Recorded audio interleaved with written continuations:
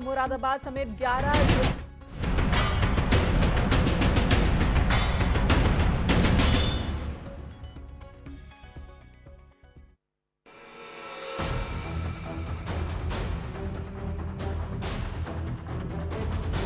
कानून तो एक ज़माने से एक मुद्दत से कि आप देख रहे हैं सब कानून बन चुके हैं।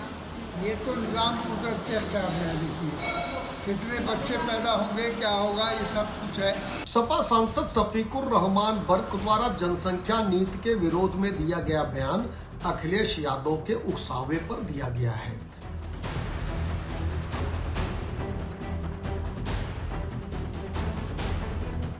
गवर्नमेंट से उसका बोझ संभाला नहीं जा रहा, वो एक दूसरी बात है। लेकिन इसमें हमें कोई अपनी ज़ाती तौर पर कोई इसमें रुकावट डालने का कुदरती तौर पर कोई हक हासिल नहीं है। 2022 के चुनाव को सामने देखते हुए अखिलेश यादव जी ने तुष्टीकरण की सारी हदें पार कर रखी है। अब जनसंख्या नीति का भी विरोध कर रहे हैं। पहले वैक्सीन का विरोध किया, कहा 2022 तक मत लगवाइए।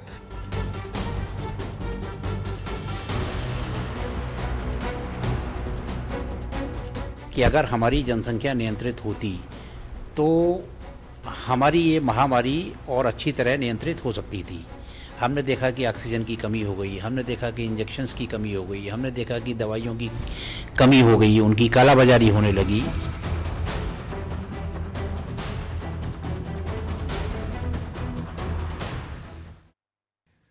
नमस्कार, मैं हूं आपके साथ मेनका चौधरी और आप देख रहे हैं न्यूज 18। स्वागत है आपका महाबहस में। जनसंख्या कानून अभी आया नहीं है, लेकिन विरोध के सुर बुलंद हो चुके हैं। समाजवादी पार्टी के सांसद शफीकुर रहमान ने बयान दिया और घमासान मचा दिया। बर्क ने कहा कि बच्चे पैदा होना या ना होना कुदरत पर है। यह कुदरत का कानून है कि कितने बच्चे पैदा होंगे। बच्चा पैदा करने में कोई अड़ंगा ना लगाए।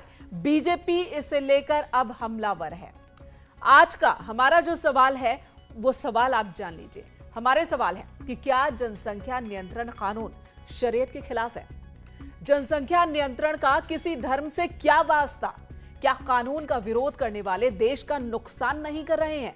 क्या कानून का विरोध करना गरीबी को बढ़ावा देना नहीं है? अगर जनसंख्या कम होती तो बहुत दूर मत जाइए, पास में ही देख लीजिए। कोविड एक बड़ी समस्या, कोविड कंट्रोल में आसानी ना होती। आज इसी पर करेंगे महाबहस। हमारे साथ इस वक्त जो खास मेहमान जुड़ रहे हैं इस बहुत ही महत्वपूर्ण विषय पर अपनी राय रखने के लिए शिशिर चतुर्वेदी हमारे साथ हैं, प्रवक्ता हैं हिंदू महासभा के। स्वागत है आपका शिशिर जी न्यूज 18 पर। संजय चौधरी हमारे साथ जुड़ रहे हैं, प्रवक्ता बीजेपी। सुधीर दुबे समाजवादी पार्टी के समर्थक हैं, हमारे साथ मौजूद हैं।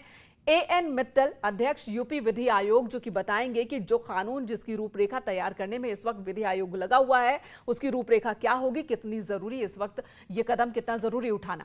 मौलाना अली कादरी मुस्लिम धर्मगुरु हमारे साथ मौजूद है। सुबोही खान सोशल वर्कर वो भी हमारे साथ मौजूद है। सबसे पहले मौलाना साहब आपके पास ही आऊंगी और मौलाना साहब के पास चलूं उससे पहले रुख कर लेती हूं समाजवादी पार्टी के समर्थक सुधीर दुबे जी।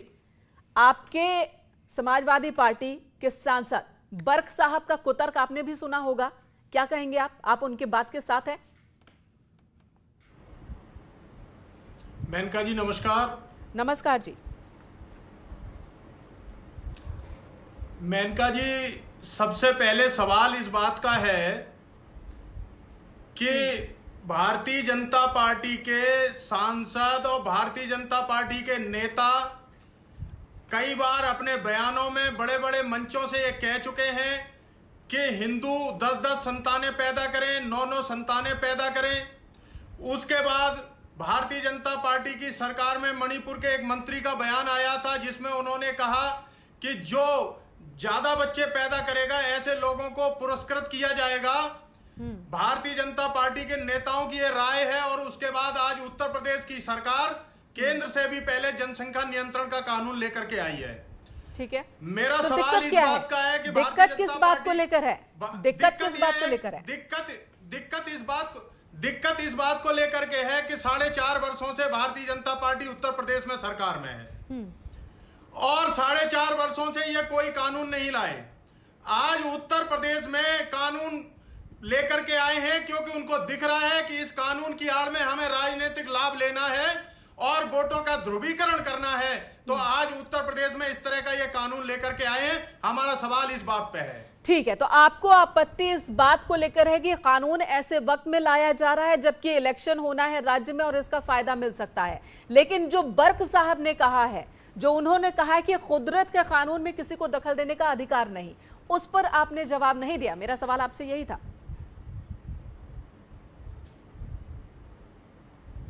देखिए, बर्क साहब ने जो भी जवाब दिया है वो हमारे नेता हैं, हमारी पार्टी से सांसद हैं। अगर उन्होंने कोई भी जवाब दिया है तो वो उनका विचार हो सकता है। उन्होंने जो बात कही है, उन्होंने भी किसी न किसी मसले में लेकर के बात को कही होगी। तो पार्टी खुद को उस बात से अलग कर रही है। कोई मायने होंगे।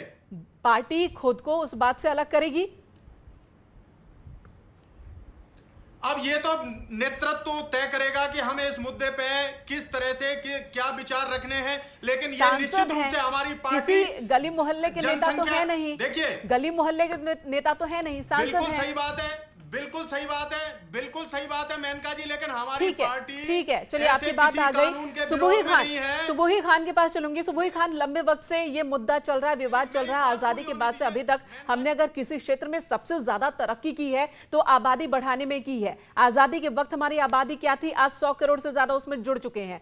ऐसे में अब जब हम देख रहे हैं कि संसाधन सीमित होते जा रहे हैं, बार बार ये मुद्दा उठता है नियंत्रण को लेकर, जनसंख्या नियंत्रण को लेकर, लेकिन उसको फिर धर्म के चश्मे से देखा जाने लगता है और ऐसे ऐसे विवाद इसमें आ जाते हैं कि एक कदम उठने से पहले ही वो पीछे 2 कदम पीछे जाना पड़ता है सरकारों को।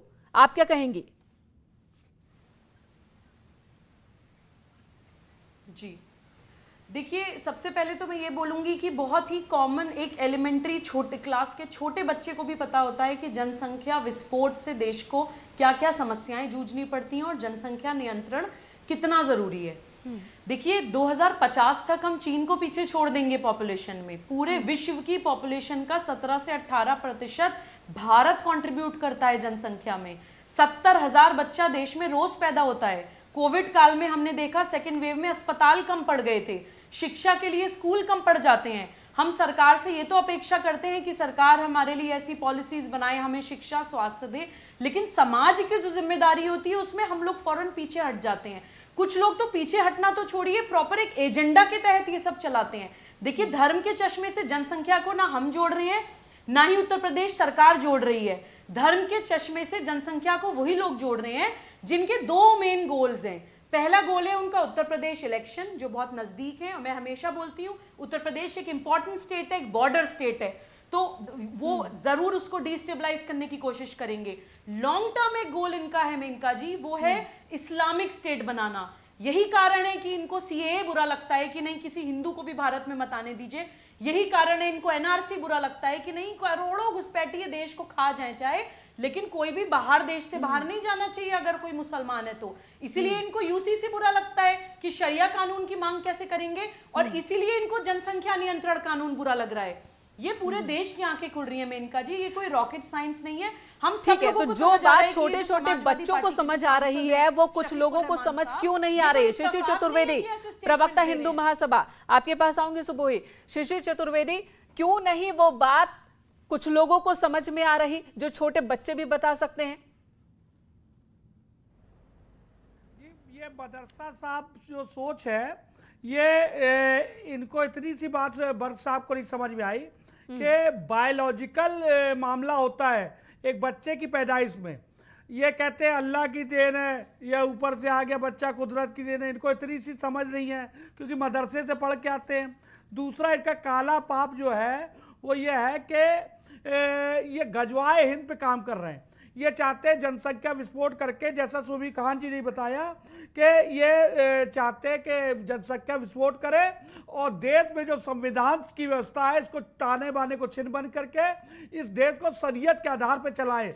जबकि आप सोचिए इस देश का बंटवारा पूर्व में धर्म के आधार पर हो चुका है। तो ऐसी सोच रखने वाले सपोलों को कांग्रेस की सरकारों ने पाला है और लगातार पाल रहे हैं। नहीं, लेकिन कांग्रेस का तो कहना है, ठीक है, कांग्रेस का तो कहना है कि वो जनसंख्या कंट्रोल वो भी चाहती है, लेकिन जिस तरह से यूपी गवर्नमेंट इसे लेकर के कानून बनाने के लिए आगे आई है उसका सपोर्ट कांग्रेस नहीं कर रही है। नियत पर सवाल उठाए जा रहे हैं और कांग्रेस और समाजवादी पार्टी दोनों की ओर से जो आरोप लगाए हैं, बीजेपी स्पोक्सपर्सन हमारे साथ हैं, उनसे जवाब लूंगी। लेकिन इस वक्त हमारे साथ एएन मित्तल साहब मौजूद हैं, अध्यक्ष हैं यूपी विधि आयोग के।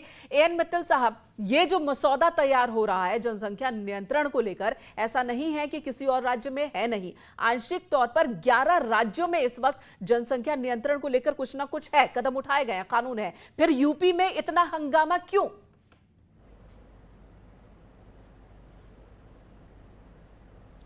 बिल्कुल सही कहा आपने, 11 राज्यों में जनसंख्या की नीति लागू है और ये ज़्यादातर लोगों का मत है कि जनसंख्या पर नियंत्रण होना चाहिए।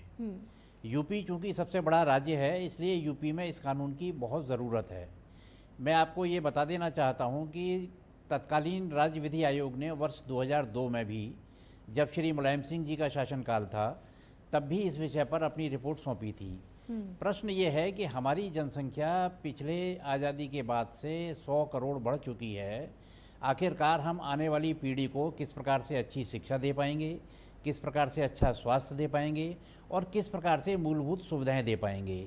हमारा जल स्तर रोज़ाना घट रहा है, हमारा वायुमंडल रोज़ाना जहरीला होता जा रहा है। तो जनसंख्या, इन सब कारणों के पीछे जनसंख्या एक बहुत बड़ा कारण है और इसको नियंत्रित करना बहुत ज़रूरी है। राज्य विधि आयोग अभी इस विषय पर अपना अध्ययन कर रहा है, अन्य राज्यों के कानूनों का भी अध्ययन कर रहा है, इसमें विदेशों के भी कानूनों का अध्ययन करना है। इसके अलावा लॉ कमीशन ऑफ इंडिया की जो रिपोर्ट है उसको भी देखना है, देश की समय समय पर जो जनसंख्या नीति बनी है उसको भी देखना है। और मैं आपको ये स्पष्ट कर देना चाहता हूँ, हालांकि आज 26 जून है जिसे कि काला दिवस के रूप में मनाया जाता है, इमरजेंसी के दौरान कांग्रेस शासन ने ही जबरदस्ती नसबंदी करके, ठीक है, लेकिन एक एएन मित्तल अभियान साहब, एक चलाया सवाल था और, एक सवाल उस और, अभियान आपने की चूंकि बहुत बड़ी नसबंदी विफलता कानून की बात कही, इसलिए आपसे ये हमारा जवाब जो जानना फोकस चाहूंगी। रहेगा, नसबंदी कानून और इस वक्त जो जनसंख्या नियंत्रण का मसौदा तैयार किया जा रहा है उसमें कितना अंतर है ये भी बताएं, क्योंकि बहुत सारे लोग उसी कानून से जोड़कर इसको देखते हैं। उसी कानून से, परिवार नियोजन नहीं है जनसंख्या नियंत्रण कानून जिस पर काम हो रहा है, वो परिवार नियोजन नहीं है जैसा कि आपातकाल के दौरान था, ये भी बताएं। इसमें देखिए, हमारा फोकस ये रहेगा कि व्यक्ति स्वेच्छा से अपनी नसबंदी कराए और ख़ास तौर पर जो बीपीएल परिवार के लोग हैं वो अगर एक बच्चे तक अपना परिवार सीमित रखते हैं तो उनको राज्य सरकार विशेष सुविधाएं दें, उनके बच्चों को ग्रेजुएशन तक पूरी शिक्षा दें, स्वास्थ्य की सुविधाएं दें और इसके अलावा एक मुश्त उनको आर्थिक सहायता भी प्रदान की जाए। हमारा फोकस इंसेंटिव्स की तरफ रहेगा, हम डिस इंसेंटिव्स की तरफ कम जाएंगे। हालांकि कुछ डिस इंसेंटिव्स भी करने होंगे, परंतु हमारा फोकस इंसेंटिव्स की तरफ जाएगा कि जो व्यक्ति स्वेच्छा से अपना परिवार नियोजित करता है, ठीक है, उस व्यक्ति को सरकारी जो योजनाएं हैं, यानी कि सजा नहीं बल्कि प्रोत्साहन के जरिए लोगों को जनसंख्या कंट्रोल करने के लिए प्रोत्साहित किया जाएगा। संजय चौधरी, प्रवक्ता बीजेपी, हमारे साथ हैं। संजय जी, आखिर क्या वजह है कि कांग्रेस से लेकर समाजवादी पार्टी तक सभी आपकी नियत पर सवाल उठा रहे हैं? उनका कहना है कि इलेक्शन से पहले कुछ करना वरना है नहीं बीजेपी को, इलेक्शन से पहले ये सिर्फ मुद्दा इसलिए उठाया जा रहा है, कानून इसलिए लाया जा रहा है ताकि फायदा इलेक्शन में मिल सके। देखिए, आज की बहस हम लोग इसलिए कर रहे हैं कि शफीकुर रहमान साहब का एक बयान आया है। ठीक है, वो बयान ऐसे समय आया है कि जब समाजवादी पार्टी इस बात का ढिंढोरा पीट रही थी कि पंचायत के चुनाव में हम सबसे बड़े जीत के आलमबरदार बनकर उभरेंगे, लेकिन पहले ही दिन ये उनका सपना टूट रहा है। ऐसे समय में पूरी बहस का डायरेक्शन चेंज करने के लिए ये एक प्रायोजित मुद्दा सामने रखा गया है। और रही बात जनसंख्या नियंत्रण की, तो शफीकुर रहमान साहब ने जो कहा है कि कुदरत के कानून से बच्चे बढ़ते हैं, तो देश में कुदरत का कानून नहीं चलता, देश में भारतीय संविधान का कानून चलता है। यह देश संविधान से चलने वाला है, कुदरत के कानून से नहीं चलने वाला। प्राकृतिक न्याय की बात होती तो हर बड़ा छोटे को खा जाता, लेकिन ऐसी स्थिति तो नहीं है। और रही कानून की बात, तो कानून के विषय में राज्य का विधि आयोग उसका अध्ययन कर रहा है। किसी को कोई समस्या है तो उसको उसके पास जाना चाहिए, उसे सुझाव सुझाने चाहिए। आपने और जो बात इतनी कही, अच्छी बात अभी आपने जो बात राज्य कही, विधि- आपने जो बात राज्य कही विधि आयोग- सुधीर दुबे से उसका जवाब लूंगी, लेकिन सुधीर दुबे ने जो आरोप लगाया कि इलेक्शन से पहले सिर्फ राजनीतिक फायदे के लिए बीजेपी ये कदम उठा रही है, इसका जवाब दे दीजिए। सुधीर नहीं, अगर उनके पास कोई सुझाव है तो विधि आयोग के पास वो जाएं, क्योंकि विधि आयोग खुद कह रहा है कि हम इस नियंत्रण को सकारात्मक आधार पर लागू करना चाहते हैं। नकारात्मकता इस पूरे अधिनियम में या पूरे कानून में होने की बात नहीं है। चूंकि हम सकारात्मक आधार पर इसके नियंत्रण की बात कर रहे हैं और उनकी कोई शंका है समाजवादी पार्टी के, तो आयोग के पास जाएं, अपना प्रतिवेदन लेके जाएं, अपनी भावनाएं लेके जाएं, अपनी इच्छाएं लेके जाएं, ठीक है, और अपने सुझावों को लेकर जाएं। उनका स्वागत है, उनका समाधान यहीं पर मौजूद है हमारे साथ तो सुधीर दुबे जी। सुधीर जी बताइए क्या दिक्कत है, अब बताइए। सुना आपने, इलेक्शन से जोड़कर तो वो आप पर आरोप लगा रहे हैं बीजेपी कि दरअसल बर्क साहब का ये बयान ही इसीलिए आया है कि वो इसको अलग एंगल दे सके, जबकि कानून के हिसाब से यहां कदम उठाए जा रहे हैं। संविधान से देश चलेगा, कुदरत के कानून से थोड़ी देश चलता है।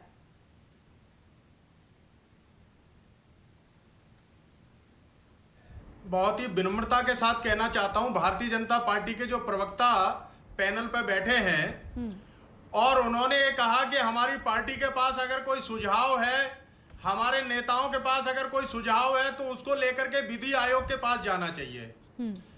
आपकी बहुत अच्छी बात है, लेकिन मैं आपसे एक निवेदन ये करना चाहता हूं कि अगर आपकी नियति साफ है, अगर आप सही मायने में समाज के लिए काम करना चाहते हैं, तो क्या आपकी ये जिम्मेदारी नहीं है, आप सरकार में बैठे हैं, कि आप एक सर्वदलीय मीटिंग बुलाते और सब लोगों से इस बात पर परामर्श करते और उसके बाद आप इसको लेकर के मीडिया में आते। लेकिन आपने क्या किया, आपने किसी से कोई राय मशवरा नहीं किया, आपने किसी से कोई बात नहीं की, आप केवल और केवल चुनावी फायदे के लिए इस चीज को लेकर के चुनावी वक्त पे आए हैं। क्योंकि इनकी मंशा साफ जाहिर होती है कि मैं आपको बताना चाहता हूं, अरे अब तो सरकार में आप हो, आपकी जिम्मेदारी है, आप कानून लेकर के आ रहे हैं, आप काला कानून लेकर के आए, किसानों के ऊपर ला करके आपने थोप दिया और किस तरह से उस काले कानून का पूरे देश को खामियाजा भुगतना पड़ा। अपने पापों को देखिए पहले। अरे आप बताइए ना, आपने पिछले लॉकडाउन में कितने कड़े कानून बनाए कि सड़कों पर किस तरह से लोगों को पीटा गया, किस तरह से गरीबों के ऊपर लाठियां बरसाई गई और किस तरीके से प्रताड़ित किया गया लोगों को। बताइए आप। सुधीर जी मुद्दे पे लौटते हैं। सुधीर जी मुद्दे पर लौटते हैं। जिम्मेदारी से भागिए मत, आप सरकार में। सुधीर जी मुद्दे पर लौटते हैं। आपने कहा अगर सर्वदलीय बैठक बुलाए सरकार, सर्वदलीय बैठक बुलाती है सरकार, तो उस बैठक में आपकी पार्टी पहुंचेगी, जनसंख्या नियंत्रण कानून का समर्थन करेगी। बताइए जरा इस मंच से, न्यूज़ 18 के मंच से। देखिए, अभी लगभग 6-7 महीने बाद उत्तर प्रदेश में चुनाव है। उसके बाद नई सरकार चुनी जाएगी और उसके बाद इस उत्तर प्रदेश में क्या कानून बनने हैं, क्या नहीं बनने हैं, इस पर विचार होना चाहिए। सुधीर जी, आज अगर मगर नहीं, सुधीर जी अगर मगर नहीं, मेरा सीधा सवाल है, 2 महीने में विधि आयोग का कहना है 2 महीने में रिपोर्ट वो दे देंगे। सुनिए मेरा सवाल सुनिए, एक बार फिर से मैं दोहरा देती हूं, 2 महीने में वो अपनी रिपोर्ट दे देंगे विधि आयोग। आप कह रहे हैं सर्वदलीय बैठक बुलाती सरकार तो हम भी अपनी बात रखते, तो सर्वदलीय बैठक में आप क्या इस कानून का समर्थन करते, हाँ या ना?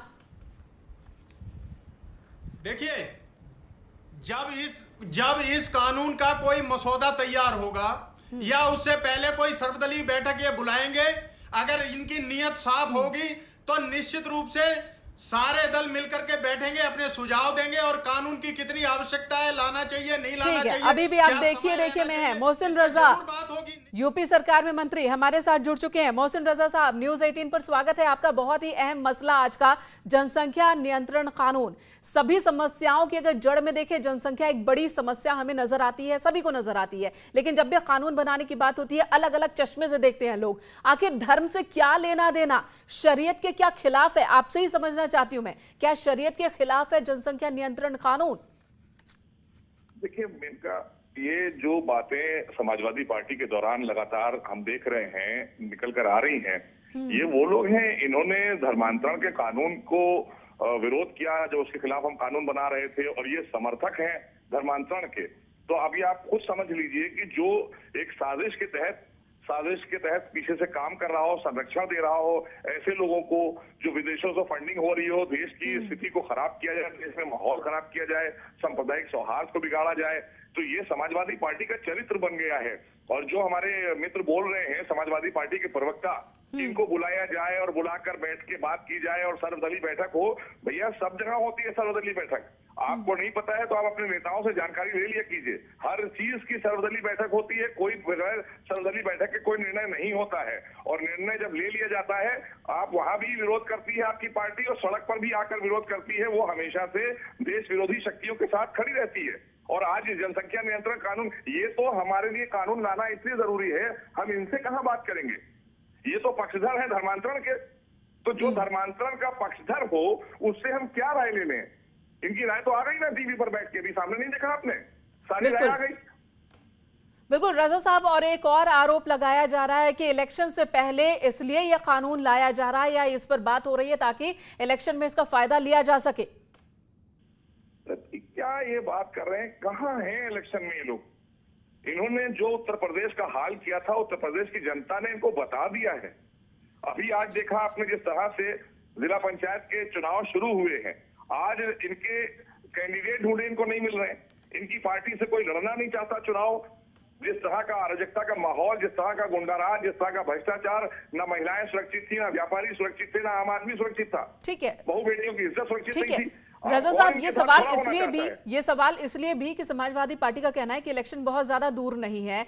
क्या इतने कम वक्त में कानून बन सकेगा? सुधीर जी कुछ कहना चाह रहे हैं। सुधीर जी, किस तरह से उनको पर्चा दाखिल करने से रोका जा रहा है, ये बैठ करके केवल गलत बयान ही कर रहे हैं मंत्री जी।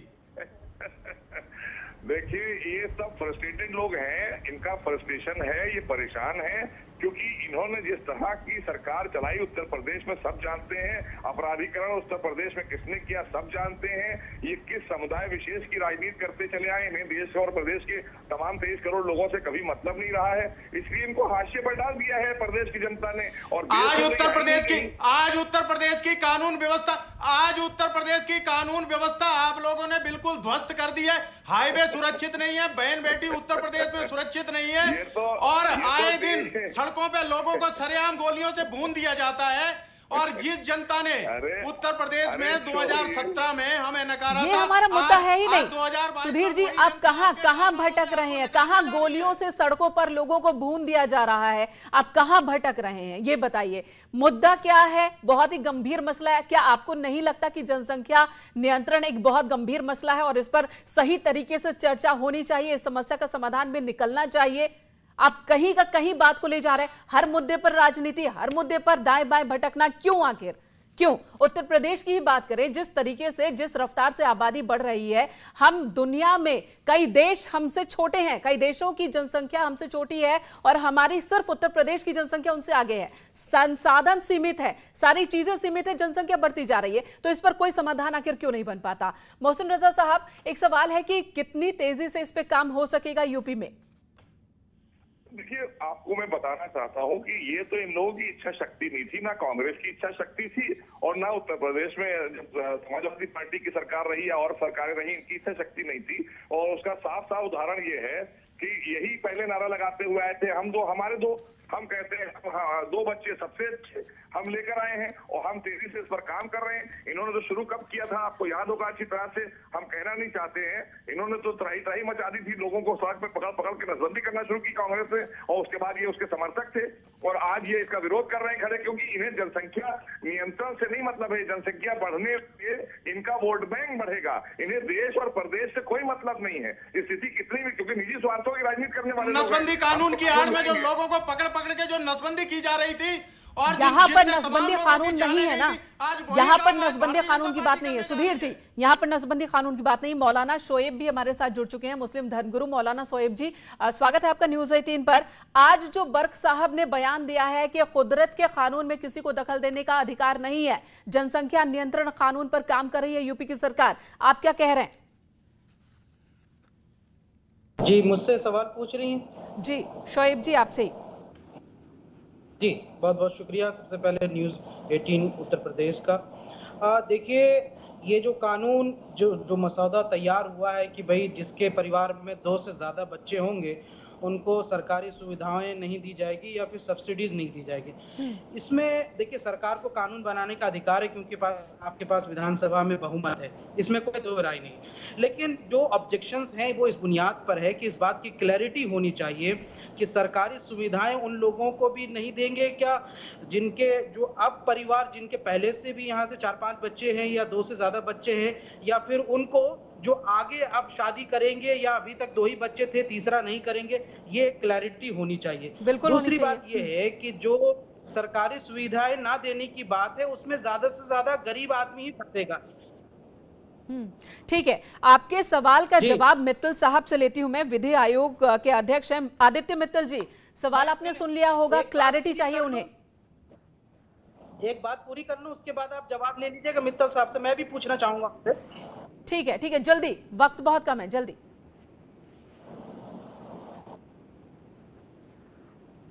जी शोएब जी बोलिएगा। जी ओके, ठीक है मित्तल साहब। ठीक है मित्तल साहब जवाब दीजिए। मित्तल साहब जवाब दीजिए। नहीं मानता है तो ही ये कानून लागू होगा। जिन लोगों के आज की तारीख में 2 से अधिक बच्चे हैं उन पर ये कानून लागू नहीं होगा। नहीं, इसमें मित्तल साहब इसमें प्रॉब्लम ये होगी ना कि जो मेट्रो में रहते हैं शहरों में या फिर जो अच्छे परिवार हैं उसमें तो कम बच्चे हैं जनरली। जो गरीब परिवार हैं गांव में हैं उनके ही ज्यादा बच्चे हैं, 2 से ज्यादा आप देखेंगे अमूमन। तो उसमें हिंदू हो या मुसलमान दोनों ही इफेक्टेड होंगे। और आबादी के अनुपात के हिसाब से आप देखेंगे तो 80% हिंदू फैमिली अफेक्टेड होगी जिनको सरकारी सुविधाएं नहीं मिलेगी, जिनके 2 से ज्यादा बच्चे हैं। और लेकिन मित्तल साहब कह रहे हैं कि ये कानून बनने के बाद के बच्चों के लिए होगा, बाद के परिवारों के लिए होगा। जो अभी जिनके बच्चे 2 से ज्यादा है उन पर यह कानून लागू नहीं होगा, ये तो मित्तल साहब कह रहे हैं, ये तो क्लियर कर रहे हैं। खैर अभी कानून बन रहा है, अभी कानून बन रहा है, बातों पर सकारात्मक रूप से विचार करेंगे। बिल्कुल, सबसे बहुत जरूरी जो चीज है वो है सकारात्मक, पॉजिटिव अप्रोच के साथ ही किसी सही नतीजे तक पहुंच सकते हैं। शुभोही, एक सवाल आपसे है, अभी तक 35 बार संसद में कोशिश की जा चुकी है, बिल रखा जा चुका है, कांग्रेस ने भी और अटल बिहारी वाजपेयी उन्होंने भी, पूर्व प्रधानमंत्री ने उन्होंने भी जनसंख्या कंट्रोल की बात कही थी। 15 अगस्त 2019 को पीएम नरेंद्र मोदी ने लाल किले से कहा था कि इस तरह का बिल संसद में आना चाहिए, लेकिन 2020 में उन्हीं को ही हलफनामा सुप्रीम कोर्ट में देना पड़ता है कि ऐसा कोई कानून हम नहीं लाने जा रहे हैं। क्या वजह है कि इस बड़ी समस्या का समाधान हम निकाल ही नहीं पा रहे?